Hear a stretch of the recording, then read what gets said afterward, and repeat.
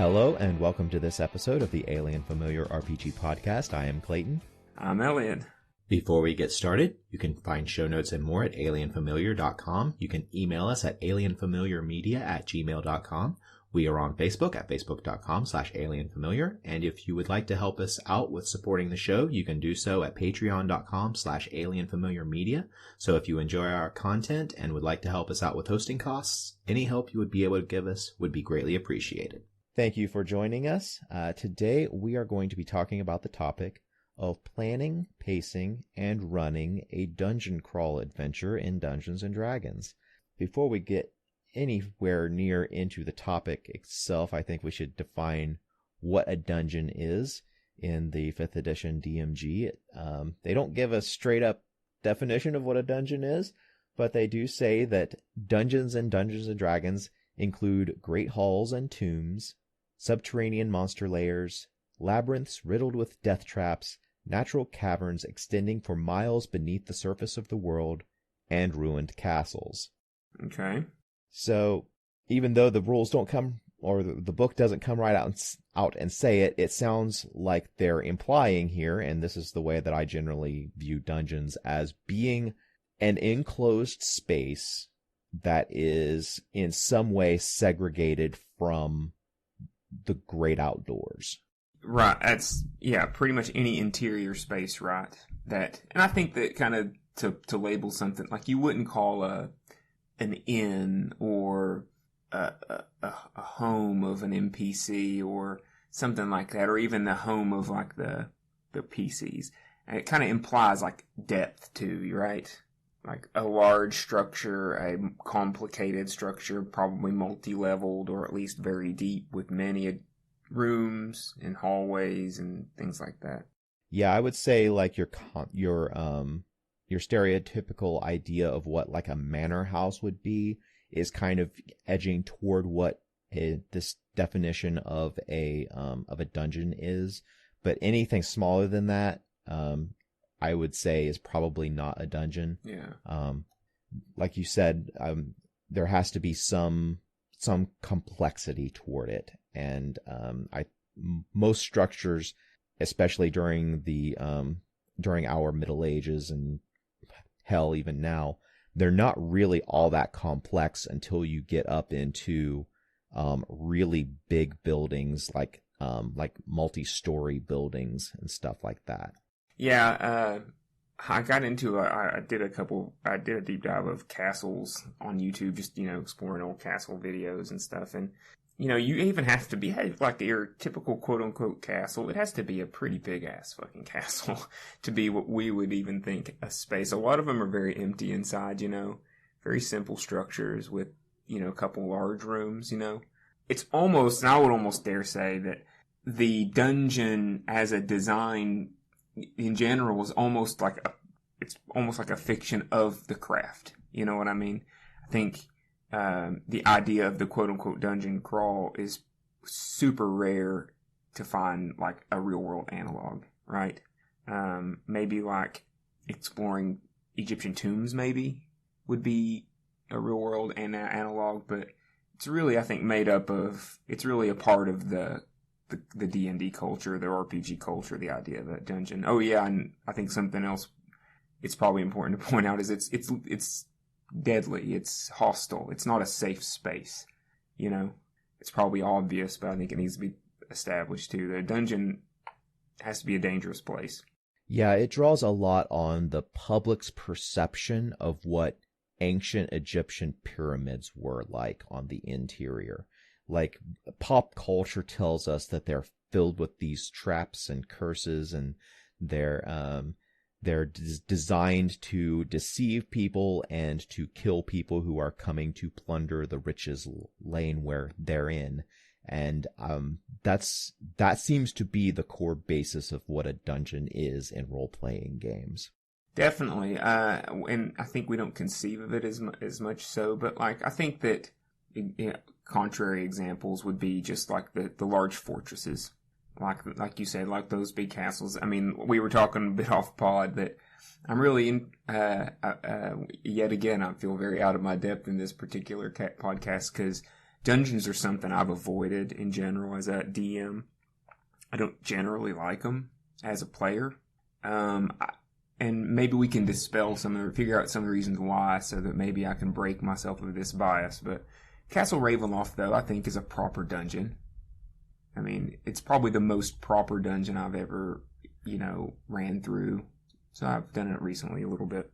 Well, Curse of Strahd, I mean, I'm going to heap more praise on the module of Curse of Strahd, but there's 3 really good dungeons in Curse of Strahd. There's the Amber Temple, there's Castle Ravenloft, like you said, and also Argynvost. I would also consider another big dungeon that the player characters got to go through. And people who are thinking about playing Strahd, and I highly recommend starting from the very beginning in the world. There's another dungeon that usually starts the campaign called Death House that I didn't run at all.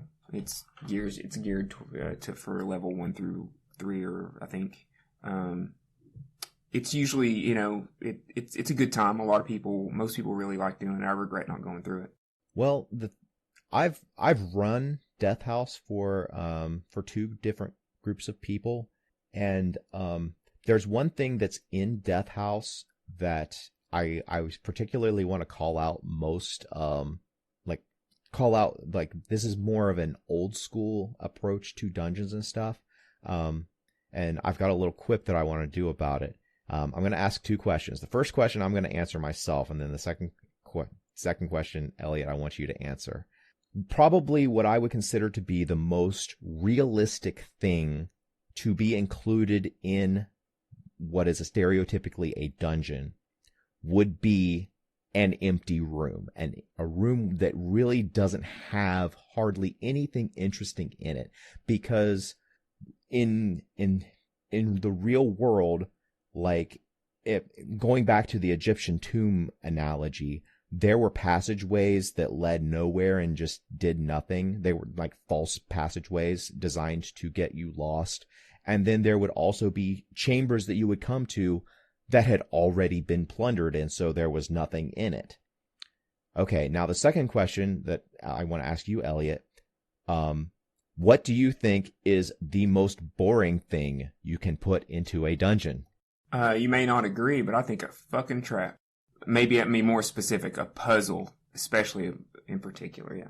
I'm going to say that the most boring thing you can put into a dungeon is an empty room. Oh, yeah, I agree. I hear you with that one, for sure. Because, for sure. Let's just get into chopping it up about This is a great segue to let's talk about dungeon design, because I have a lot of hot takes on dungeon design, and that's why I generally avoid them. In the DMG, they actually go into some pretty good technical things about how to design the layout and the encounters of a dungeon. But I just feel like if you just go by what's in the DMG or what's in most role-playing games, they tell you the who, the what, and the where, but they never tell you why. They never explain why this is going to be fun. They don't explain how to make this fun. And those are 2 very important questions that drive the player's fun and drive the adventure, is how and why.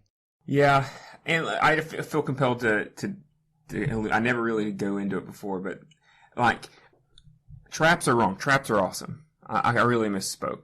Traps, I think, are an essential for a dungeon to be good. What I don't like is a blind trap that just triggers and there's no way to get them. But what I really hate is a puzzle. And this is more, usually I've noticed this is people who design their own, is they'll often I've had a couple of DMs over the years, mostly long way back in the day, is they'll they just will find unsolvable traps. They're either super easy to solve, or they're just unsolvable because they came straight out of the mind of this DM, and they can just be head scratchers where you're just like, okay, well, and it ends up becoming like a frustration. So I guess maybe a good puzzle that makes sense could be pulled off well. I've just never seen it pulled off well.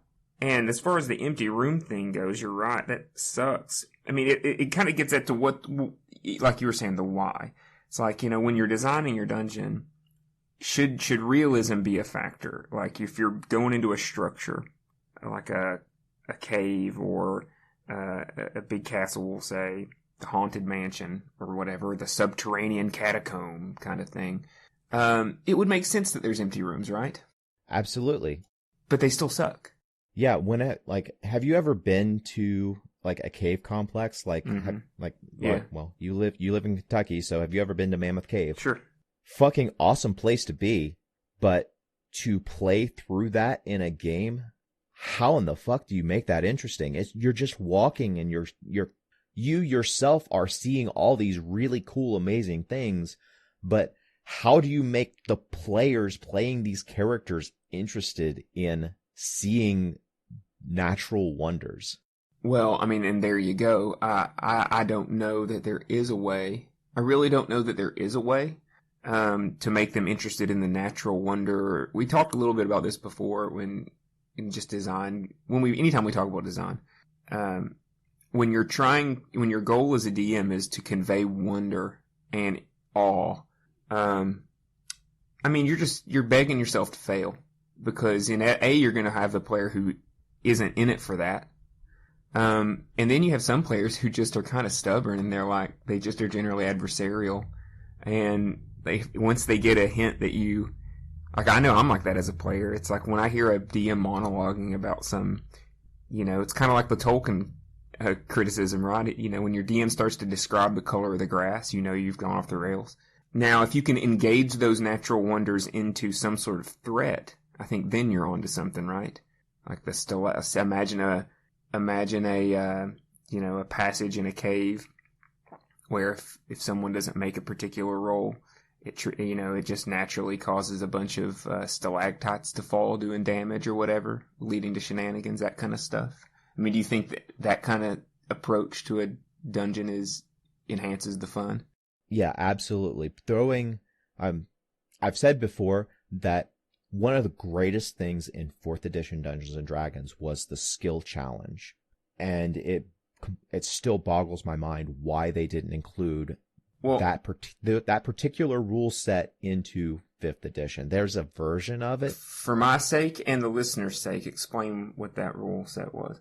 Give me a brief. So a skill challenge was just a catch-all rule set for making a challenge for the player characters that wasn't combat. It was basically any encounter that doesn't involve combat, it's going to be a skill challenge.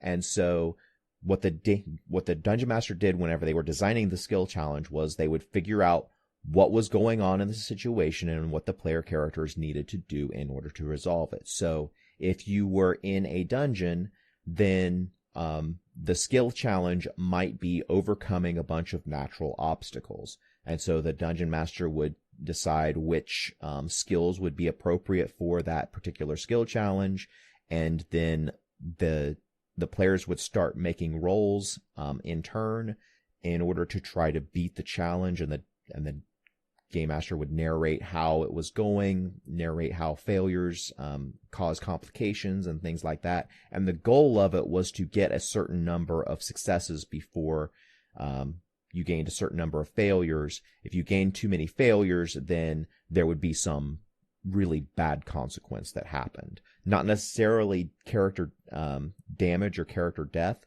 but there would always be some sort of a cost associated with failing the challenge.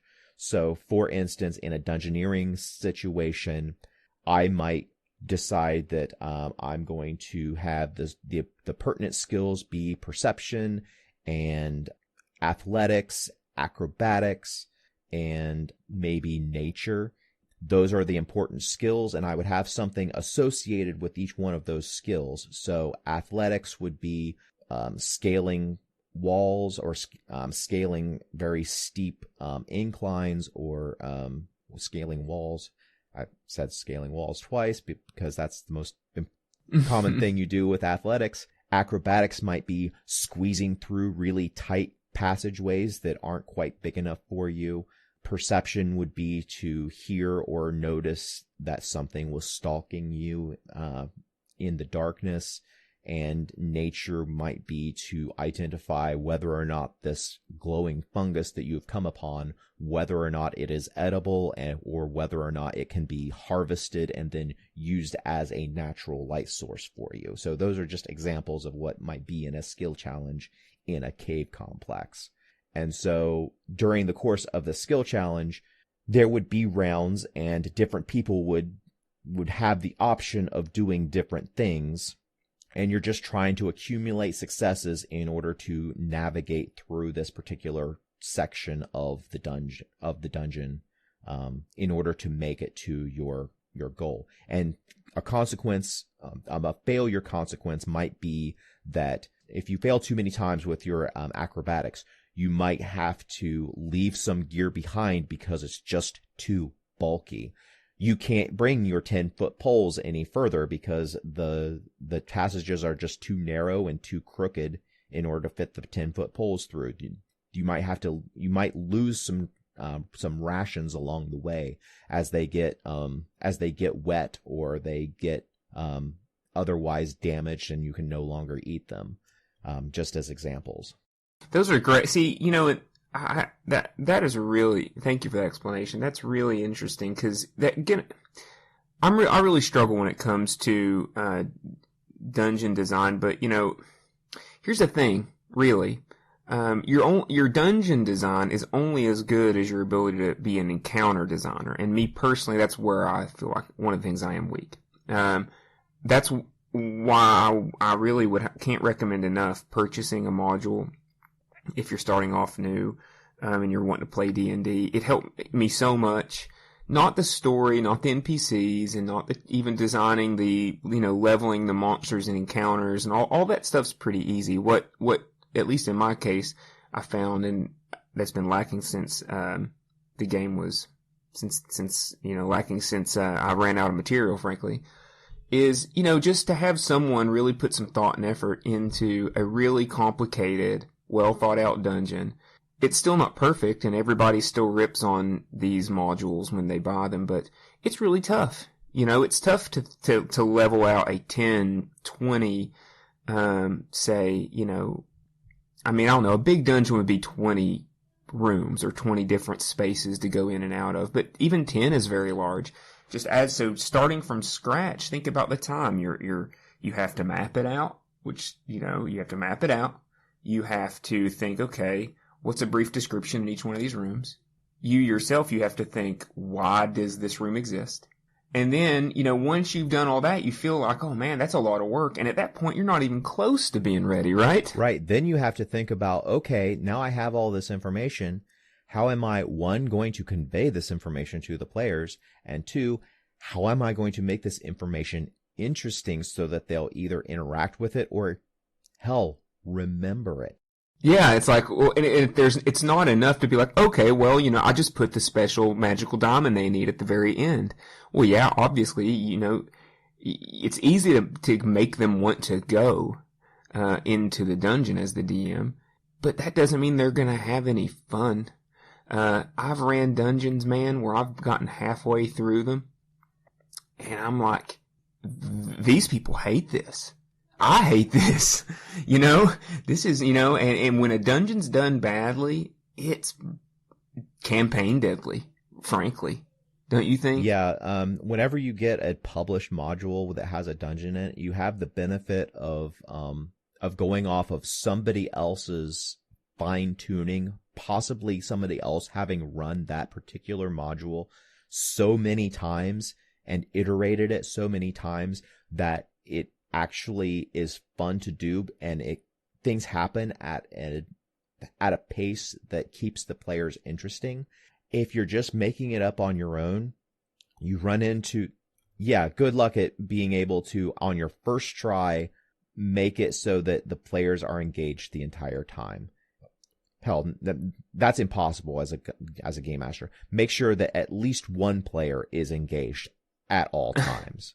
Because that's really true. Your goal as a dungeon master. You don't need to make the entire table happy at any particular moment. You have to make sure that at any given moment, at least one player is happy, and that during the session, each player has their chance to be happy. Oh, no, there's a great consideration. Riffing on that idea, something that, and I'm really relating this more to my encounter, my sensibilities of what you do and what you think should be done are different, right? But, in a perfect world, when you're creating an encounter, especially a multi-room encounter, size your party up. It's fine to go off somebody else's material. I would recommend it, just like Clayton just said. But on top of that, if they're when you're reading your module or you're conceiving it, ask yourself, can my players even defeat this? What are some often unused skills or magic items or feats if they have them? What are some unused areas of a character's character sheet that maybe deserve a little bit of shine, and use that kind of information to fill your room. If you've got like a druid or a ranger who very rarely gets to use animal handling, or maybe a certain spell that is not as combat oriented, use the dungeon as an opportunity to build around those things that are going to engage that player who maybe isn't that wrapped up in the idea of the dungeon crawl in the first place.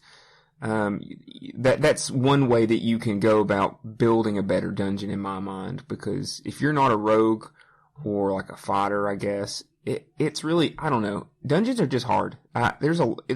For every class, there's often an opportunity to be lost by just the monotony of a badly done dungeon. With this episode, I'm hoping that this will be the first in a series. This is not going to be a series that comes out one after another, but just a loose series akin to to our series on how to adapt settings into a game. I want this to be where we talk about different adventure types, and something that is important regardless of what adventure you are doing, but just when you're designing an adventure, is having a list of your players' characters' abilities that you can pick and choose from that's going to be important in the particular adventure. There are several resources online for keeping track of this. I'm going to put a link in the show notes of at least one of them that I can find, to allow you to keep track of just what skills different players have, what special abilities players have, because whenever you are designing the adventure, you will want to draw upon this list in order to create your encounters, because every single encounter should draw on something that a player character can do, and it shouldn't always just be combat. That rings true. I mean, that's definitely something that I've become more aware of as an area that needs to be a growth area, right? Because it's, once again, it's easy to say. It's not, that's why being the DM, that's the big boy chair. That you're taking on the big responsibility, because the subtle art of engaging everybody is difficult. And it's hard enough just to build something from scratch. You think, okay, well, I've got my monsters assembled. I've got my maps ready. Whew, thank goodness I'm done. And I've got my story done. I'm definitely very much that type of DM. I think a lot about narrative. I think about, like, well, why are they doing this? And then it oftentimes that will dawn on me throughout the party. I was like, man, I should have thought a little bit more about, like, why is this fun? Getting in the habit as a DM whenever you're doing your prep, like, just asking yourself, is this fun?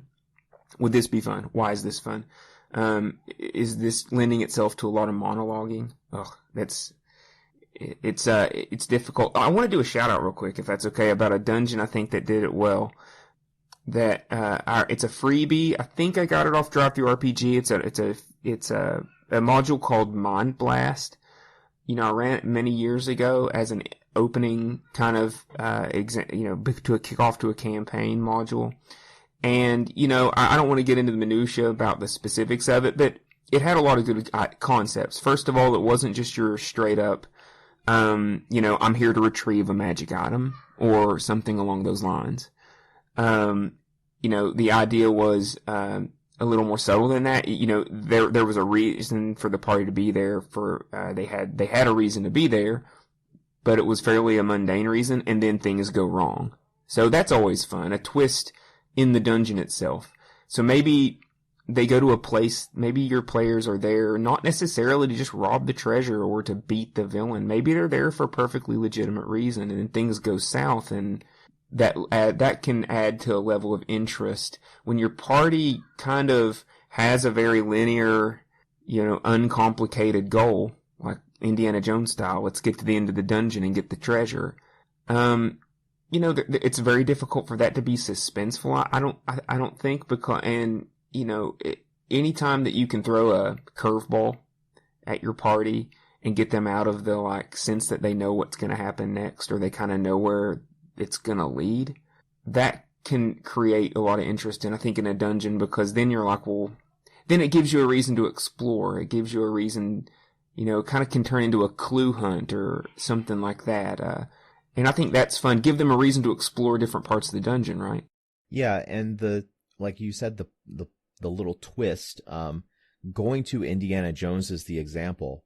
The first time you see Indiana Jones in Raiders of the Lost Ark, he is going through a dungeon. And what's the plot twist that happens? The plot twist... Yeah, he thinks he gets the idol, and then the traps activate.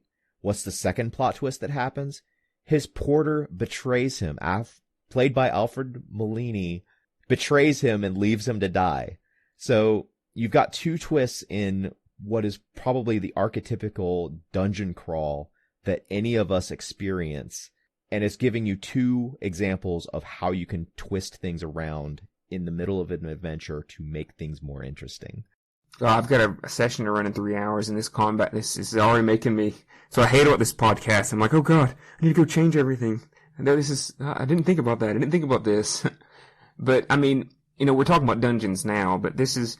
so often these things go back to just, some universal game design ideas and concepts that we as DMs, we have to balance against just the practicalities of wanting to prep and, having the time to prep, and, how much you can fit in, how much brain power you can really, throw into getting ready for your dungeon and your game. It's so easy to fall into that trap of, I just got to get my monsters and my encounters and my story hooks, and I'm done.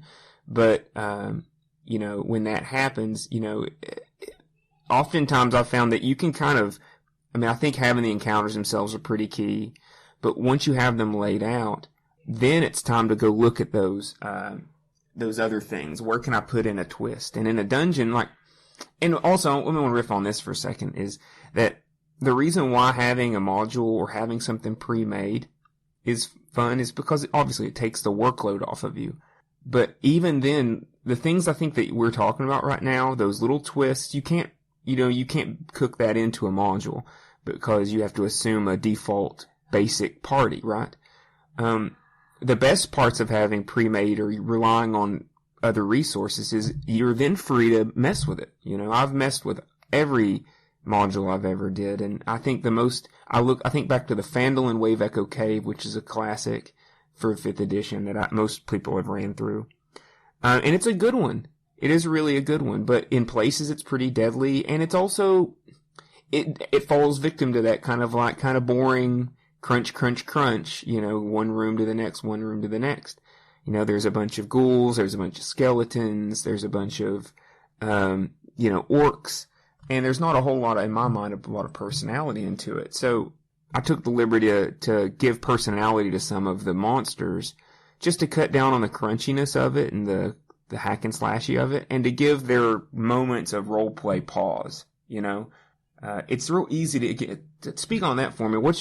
How big should a dungeon be? Do you find yourself getting dungeon fatigue? Yeah, very much so. I think that a typical dungeon should probably try to avoid being longer than maybe 5 encounters, unless you're going to break the dungeon up. I was going to wait till the end of the episode to talk about this, but we can talk about it now. But years ago, maybe 10 years ago, I found a resource called the 5-Room Dungeon Model. And this is by John Four. He runs roleplayingtips.com. He has this download that you can get for free off of his website of his idea for the 5-room dungeon. I personally think that calling it the 5-room dungeon is a bit of a misnomer, because it's more a 5-encounter dungeon than 5 rooms. But he breaks down the 5 rooms into the following sections. 1, entrance and guardian. 2, puzzle or role-playing challenge. 3, red herring. 4, climax, big battle, or conflict. 5, plot twist. And with each one of these, like the entrance and guardian, there is, like, when the players first enter into the dungeon, there is something there basically barring their way in some way. There might be an actual encounter that you have to fight. There might be an actual physical guardian who is standing there with a sword or standing there with thick hide and dragon's breath, preventing the characters from going in further. And so the player characters have to overcome that. Then there is a puzzle or role-playing challenge. This, I mean, it's very self-explanatory. This is not a combat encounter. This is something that the player characters have to figure out. Then there is a red herring, a trick, or a setback. This might be getting into a labyrinth that leads the player's characters off into a dead end. Then there is the climax or big battle or conflict. This would be like in Indiana Jones, where he finally gets to the golden idol, and he does the little trick to get the idol off the pedestal while trying not to set off the traps. And then plot twist, the traps go off, or the character Indiana Jones learns that the guy he's got with him is going to betray him, or other plot twists might be like you learn a clue if you're doing this dungeon in order to learn something about an enemy. You might learn a potentially very powerful thing about the enemy, but it throws a wrench into your overall plan. So that's the type of plot twist. And the 5-room dungeon model isn't one where you go, first room is the first room, it usually is entrance and guardian, but then the other steps can be mixed matched to happen whenever makes the most sense. And I think that the 5-room dungeon works really well as a self-contained 1-session dungeon that you can go through. If you're planning on having a dungeon that's over multiple sessions, I would first advise you really rethink that. If you decide to go ahead with it, I would say each session you should try to have each one of these 5 points in it. I guess here's something for you. I'd like to know, like, how much do you find yourself designing in that paradigm? Do you find yourself building multi-room, dungeons, I guess you could say? Do you find yourself swimming in those waters as a DM a lot when you're generating content? Do you see the game as like kind of bridges from those types of encounters?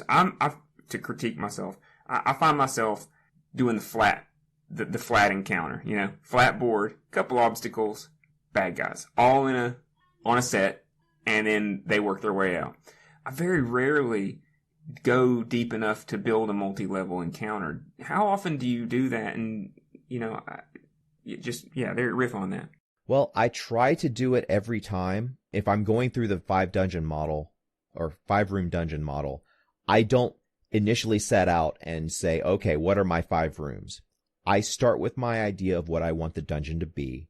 I build the encounters that I think would fit in the dungeon. And then I look at the model and see, okay, do I have everything?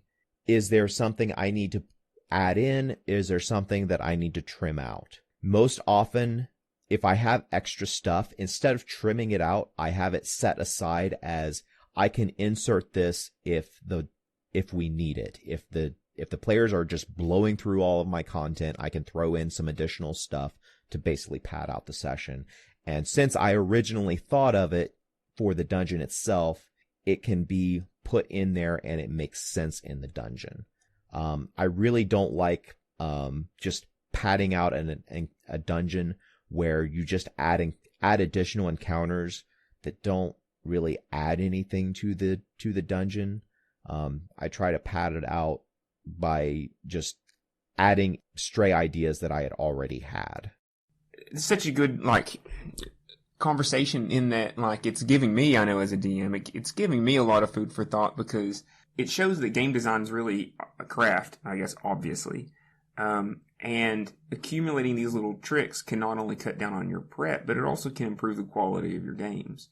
So often I've seen games, fall into the, I guess for lack of better words of lack of prep problems, which are just things you throw together at the last second. And a lot of times you lose a lot of those dungeons and well thought out encounters and things like that.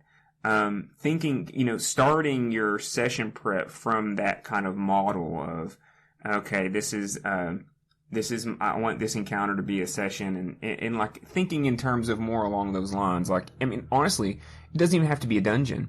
It can be a dungeon just kind of in your mind, because a dungeon's first room might be in one town, and then they get the clue that leads them to the logical next place, even though they're not contiguous, they're not connected, and there may be things in between. Still thinking about the game in terms of, 4 or 5 encounters that are linked in some way, I think can help keep the game engaging and develop pace.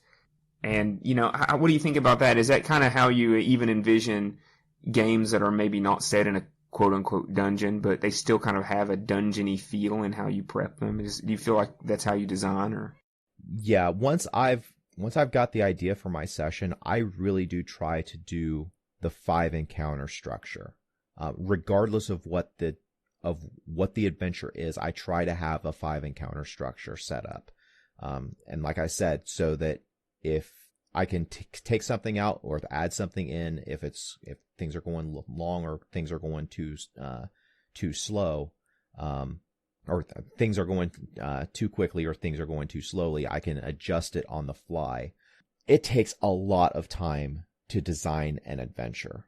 I have seen game masters in the past who you get to their house and they're getting ready to start the session and they are finishing their prep. That is always a bad sign to me. I think that it's good for the game master to be reviewing their prep as the players are arriving and getting set up for the game. The game master should not be writing at that point. If they are still writing at that point, that is always a sign that it's going to be a session that hasn't been thought out, that hasn't been...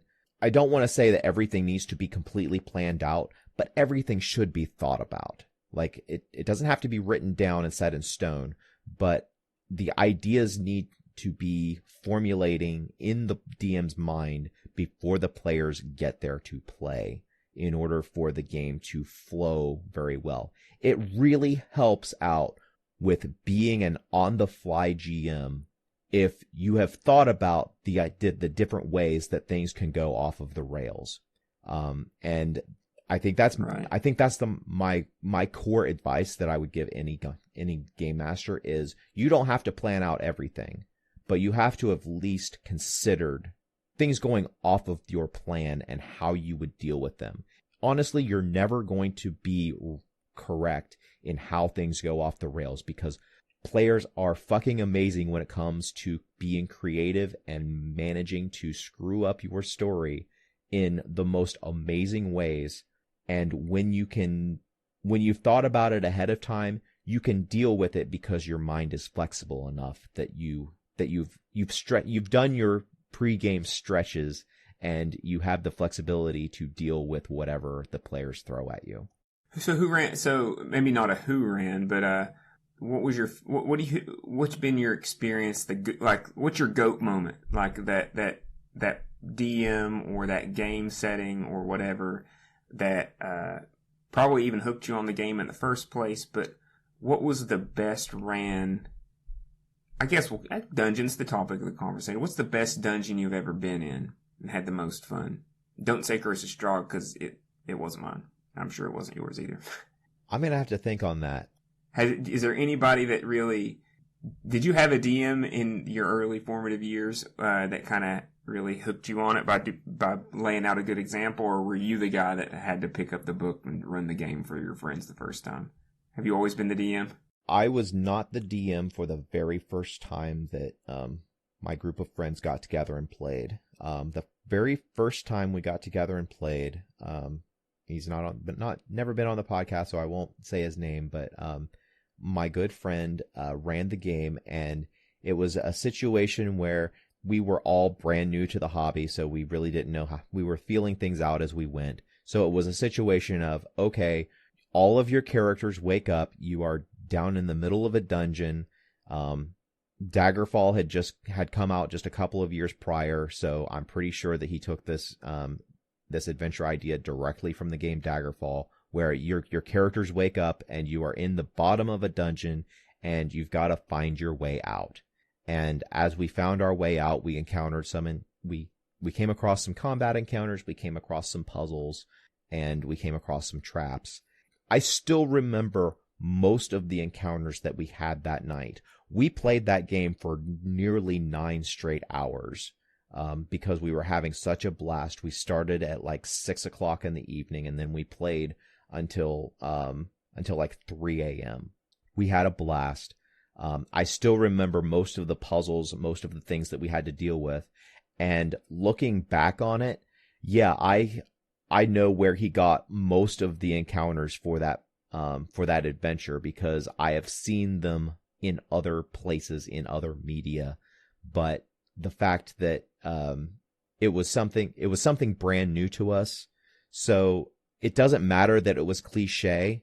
It was brand new to us at the time, and we were even if we had encountered a particular puzzle because it was a variation on a thought experiment, it didn't matter that we had encountered it before in the real world. We were playing it through as our characters for the first time, and being able to be the ones to beat it is what stands out in my mind more than anything, more than what the individual puzzles were, just the feeling of playing this game for the first time. So my very first game was a dungeon crawl. See, I was not raised in the early days on a lot of dungeon crawls. I was more, I picked up into a group of experienced players, and for better or worse, they were very narrative driven. And I think it would be, you and me, we recently played in a game that was essentially a dungeon crawl. It was a sci-fi dungeon crawl, but it was a dungeon crawl, and it was a lot of fun. It would be a good exercise, I think, for any DM.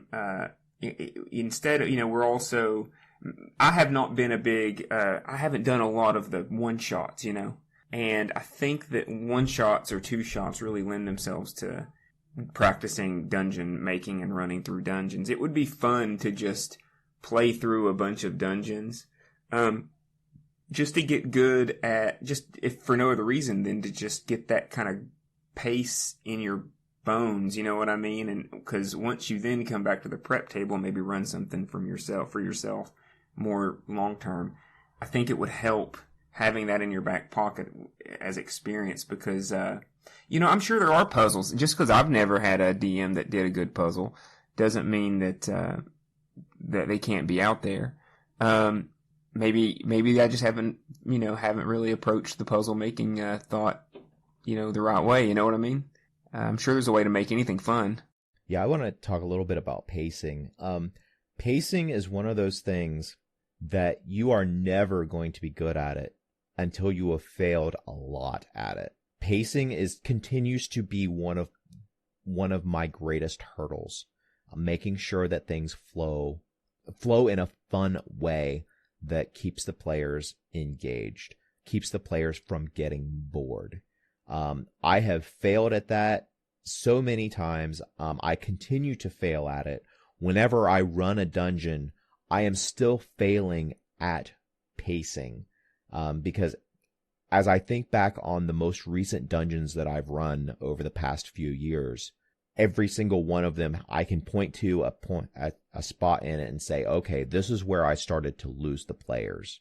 And it's just something that the game master has to develop as they play in order to get better at it. You're never going to be perfect at it.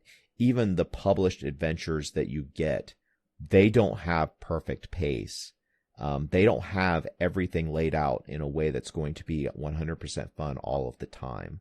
And it's up to the game master to just learn by doing, learn by failing in order to get pacing right. And I wish I had better advice on how to get good pacing, but you just got to figure out what doesn't work. And you also have to find out what doesn't work for the particular players that you are playing with.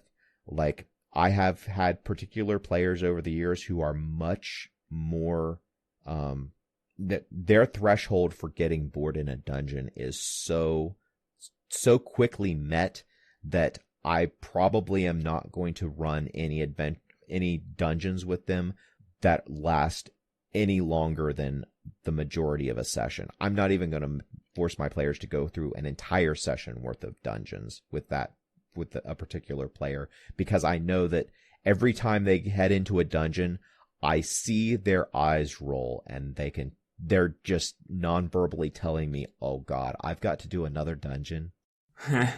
You see, and that's typically me as a player, but that's only because dungeons tend to have a lot of those common failings, very repetitive.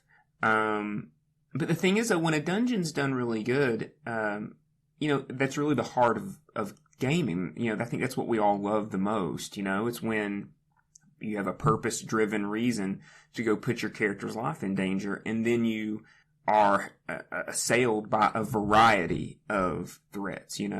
That's when you're, it's instead of having to always deal with the straightforward, I'm being attacked by another creature. You have the opportunity to, as a DM, to throw, like, I think of the green mold in Wave Echo Cave is a cool room that is an obstacle, and I think it worked out well when we went through it because it just so happened to be the characters were cornered, so they had to run through it, and so it was an interesting, spice challenge for the characters to get over. Having that trap door that slides you into the next room or fills the room up with water. That's an interesting challenge that is a step away from just a straightforward combat or a complex, social interaction with an NPC. When a dungeon's done really well, it's really the most engaging core heart and soul of gaming, don't you think? Or at least RPGs. Well, it is half of the name of the most popular role-playing game. Exactly. And something that you had written down in the show notes I definitely wanted to touch on, only because in my mind it's like, this is like a please don't do this, is do not try to emulate a video game dungeon. How do you feel about that? I think that if the conception of a D&D, I mean, I guess some aspects are cool, like I think of the Skyrim ones where they have a lot of the arrow traps and, some of the, if you don't sneak through a passage very well, you're going to engage some bad guys, so you have the chance to get out of combats if you just use your stealth. Those types of things are cool, but maybe just the length.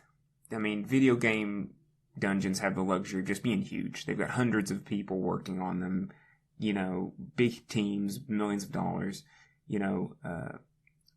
If that's the way you kind of approach dungeon making, you're going to burn out so fast, it's not even going to be funny. Yeah, trying to directly translate things from a video game into a tabletop role-playing game is always fraught with pitfalls that you have to try your best to avoid, because whenever you're playing a video game, you have nowhere near the number of options that are available to the player characters in a tabletop role-playing game. A video game is designed with a certain number of parameters that your characters can do, and have a certain number of options that they can do in order to solve problems. In tabletop role-playing games, the options are so much greater, and the amount of the freedom of the players to come up with a solution that completely breaks the layout of your dungeon is so evident that you may as well just use a dungeon from a video game as the inspiration rather than trying to copy it over room for room. One of the first 3D role-playing games I ever played on a computer was Elder Scrolls II Daggerfall. That game had immense dungeons in it. They were all procedurally generated, and these dungeons were so big that you would get lost in them. And they were so complex that many times, if I didn't have a teleportation waypoint set either at the beginning of the dungeon or back in town, I could get so deep into a dungeon that I would never be able to find my way out. And if you do it that way, your players are going to get so bored because it's just encounter, like it's combat after combat. Where is the end? How do we get out of this? And in a video game, you don't have the luxury of the GM being able to say, okay, you guys head out. You leave the dungeon. If the dungeon master is getting sick of the dungeon, if the dungeon master sees that the player characters are getting sick and tired of a dungeon, the players can just say, we're leaving, and the DM says, okay, you leave. That is a great freedom that video games just don't have. You still have to fight your way out of a video game dungeon, even after you've gotten lost, and unless, well, most video games have some sort of a respawn nowadays, and if that's not there, it's the end of the game. And if you try to emulate that in a role-playing game, you're just going to have frustrated, unhappy players on your hands. Absolutely. I love video game role-playing games. The open world, then as close to D&D that they've made for video games are pretty much all I like to play. But falling in love with their format too much. I've seen DMs try to do it, and it's frustrating for them and usually not very good quality. But who am I to talk? How much? You got anything else to say about dungeons? I feel like it's one of those things we could talk forever. Well, I just want to hit a few points about comparing the real world dungeons. Well, not really dungeons, but caves in particular, like natural cave systems, comparing those to what you find in role-playing games, and just kind of some things to keep in mind. You had said, Eliot, very early on in the episode, like talking about making it real. How real do you want to make it? Particularly like in the real world in coal mines, there's a reason why there is the phrase the canary in the coal mine, because deep mines were death traps, quite literally. And whoever was down there, they didn't know that all of a sudden they are in this very toxic environment that you cannot breathe. It's full of carbon dioxide, so you can breathe in as quickly and as deeply as you want, but there's just no oxygen to breathe. This is something that in a modern game you could throw in and players would understand what was going on, but it's kind of cheating. It to me, it breaks the immersion of your players being in this setting if they understand things like that you need so much oxygen in order to breathe. And you can't just, the problem with air quality just dropping and that being a deadly thing and your character just dying because they don't have oxygen. That's a terrible way to play a game and have your characters encounter, because logically your characters wouldn't know anything about that. And is it really fair to punish and kill player characters for things that their characters would not know and understand? But on the other hand, if they're like thinking about those things too, though, because this will tie into my geek thing, so I'm not going to say it here, but I've been recently following some people and deep diving some YouTube videos of people going into dangerous underground spaces, and cave-ins, running out of air. Those are environmental challenges, I think, are something that's really difficult to do well as a DM. I know I don't do them well. I think that it's something you try to throw in here and there, but it's the best dungeons I've ever been in. They definitely pay attention to environmental challenges, and so if you can tip give them a clue, right? If you want to throw in something like, we'll say the air is too thin down below, make sure that there was an NPC that gives them a hook for that. Maybe give them a clue in some way.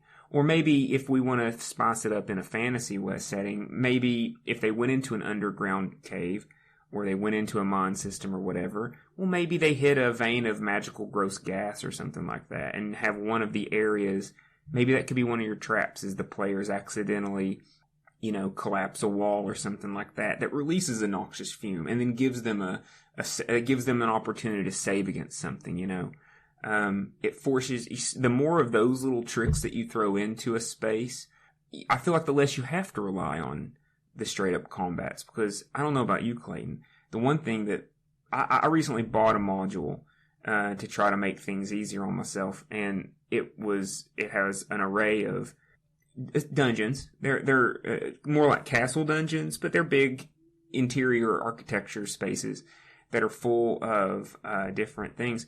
And holy crap, there's just so many enemies in them. I can't use a damn one of them as they're written because there's just too much combat, The more time any chance you can strip off having to throw a sword in an initiative round at a bunch of players is a way to keep the game fun and keep the game lively, but not have to just always think in terms of the initiative system because, initiative is where the game can just ground to a halt. And if you have a dungeon that has 4 or 5 different... There's nothing worse than having a dungeon, and Wave Echo was kind of bad about this, than having a dungeon that has like 3 different low-level encounters scattered way into the corners of the dungeon, and then having a couple big boss battles spread out. Well, I mean, if the players play straight through that, I mean, that's rolling initiative 5 times, and all the halting slowness that comes with that, and I definitely feel like a lot of the dungeons I've ran into overemphasize initiative rolls kinds of encounters, and the more that you can work in environmental concerns, I think, and like you were saying with, the realities that we know of about going into caves and going into underground, learning about just kind of those types of things could maybe give you clues on interesting ways you could attack your characters, right? But doing it without any, that's lame. Have you ever been in a game like that where a dude just walked you into an underground hole and was like, hey, you didn't think there's not enough oxygen, all you guys died? Has that really been a game you've played? Yeah. Oh, God. There was a resource, I want to say it was called the Netbook of Traps and Riddles or something like that back in the 90s. And one of the first dungeons I ever did was something directly out of there. I found this in the book later because we couldn't figure out what was killing us. We were walking into a chamber that was full of natural gas. In its natural form, natural gas is colorless and odorless. Mm-hmm. And we were suffocating and dying in this chamber. And we couldn't figure out what the hell was going on. I don't remember why we didn't have, we did have light sources, but we had magical light sources, so it wasn't causing the propane or the natural gas to explode.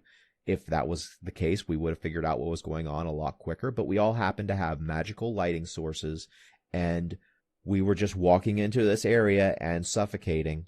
I think if you're going to try to put real world stuff kind of like that into the game, you need to give it some sort of D&D analogy of how it operates. And for this, I would look at the spells, particularly spells like Noxious Cloud or Cloud Kill or something like that. Things that have a particular area of effect and things that have a particular rule set on how the player characters deal with it. If you just take the real world of you walk into an area that is full of a gas that you can neither smell nor see, and you're going to die. That's terrible. That's terrible That's design. Bad game design. I mean, absolutely. I don't think we need to linger on that. That's just bad design. I mean, there is something to be said about when, and that's a completely different podcast, though, when to let your players die. But that ain't it. That ain't it. But to stray away from using, but definitely I think that dungeons should be full of a variety of threats, and the more of a variety, the better, I think. The last thing I want to say, because we're starting to run a little bit long, along your lines of variety, is particularly with natural cave systems, natural cave systems have multiple entrances. They have multiple ways of getting in. I very rarely create my own maps. I usually find them online, and I am apparently in a minority where I believe that caves should have multiple entrances, because I look at the caves that I download, and all of them, natural ones, artificially created ones, they have a single way in, and it leads into a cave complex, and there is no other way out. Whenever you get to the end, you just gotta walk back out. And it's terrible design. It's most recently in, well, not most recently, considering Skyrim has been out for like 8 years now, but like in Skyrim, there was always an alternate way out. Whenever you got to the end of the dungeon, there was some way that it looped around on itself and let you out. Either let you out a completely different exit, or brought you out very near to the exit or the original entrance. Even mines are like that. I've learned from my mining deep dive lately, like old coal mines, silver mines, zinc mines, lead mines, all those. I mean, mines had lots of, they hit the surface multiple places. It's just common sense. I mean, if you're, it's just going to happen because a lot of times they start off of discovering cave systems, but also, what happens if they collapse? You want more than one way out, right? Exactly. Which they collapse often, Well, I think I'm ready to move on to geek things. I'm itching. Since I'm itching, let me go first. What do you think? Go for it. I got it queued up here. I just recently discovered a really great YouTube channel called Ghost Town Living. I didn't even think about it in terms of today's conversation until we started talking about underground caves and mines, but the short of it is that a man from Austin, Texas bought a town in California for, I think, like $1.5 million with the intention of setting up like a remote Airbnb. It's a beautiful landscape. He's got good camera work. He makes great videos.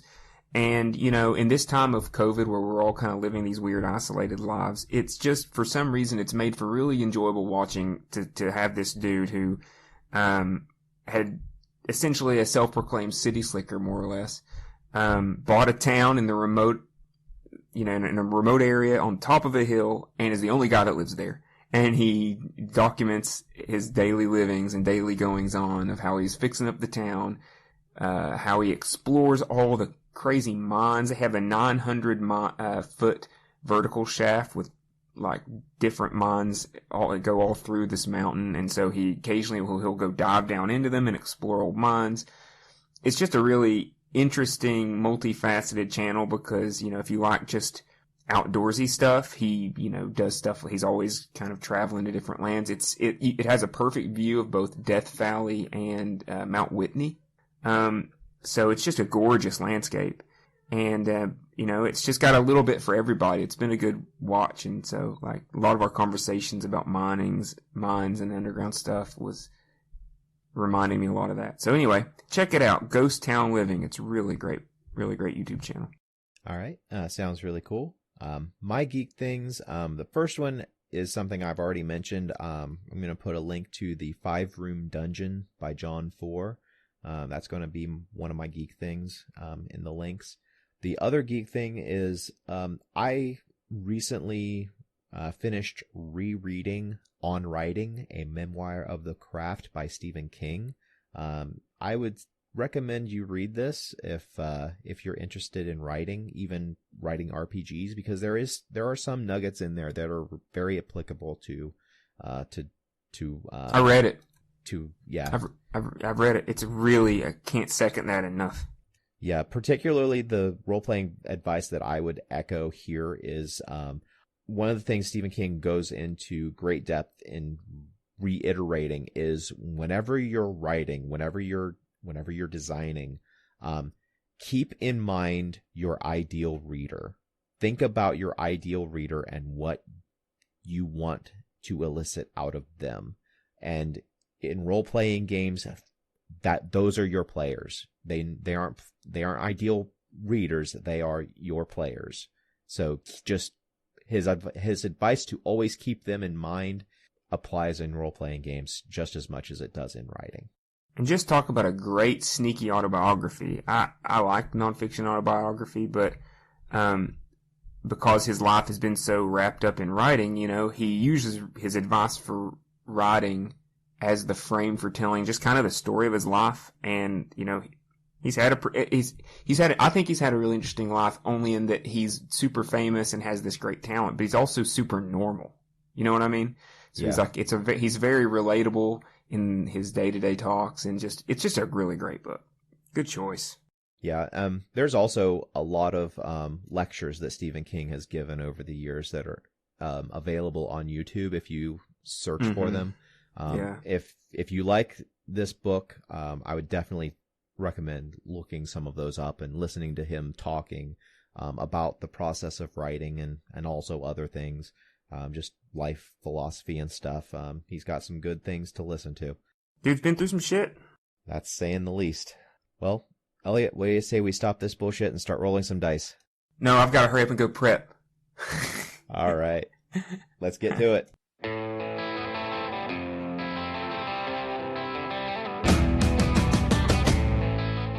This has been a production of Alien Familiar Media. You can find past episodes and more at alienfamiliar.com. You can email us at alienfamiliarmedia@gmail.com. This production is protected under a Creative Commons non-commercial attribution, no derivatives license. Music for this episode is Suburban Outlaw by Forget the Whale and can be found at freemusicarchive.org.